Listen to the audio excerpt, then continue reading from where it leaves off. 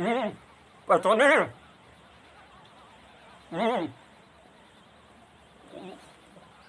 तुम्हारी साइड से हम शॉपिंग करे थे। जूतों खरीदे थे। हम्म, 8 नंबर मंगवाए थे। 7 नंबर पहुंचा है। 1 नंबर का गांड में घुस लिया हो। हम्म, कब तक आएगा? तो हम जमा आके उठा के अपना वापसी ले जाओ, हमारे पैसे वापसी दे जाओ। बिल्कुल। क्या सॉरी? खोड़े खोड़े मौत चोद देंगे। जानते नहीं हो तो हमें। नहर पे आकर नाम पूछना। कि दूसरे भाई कौन है।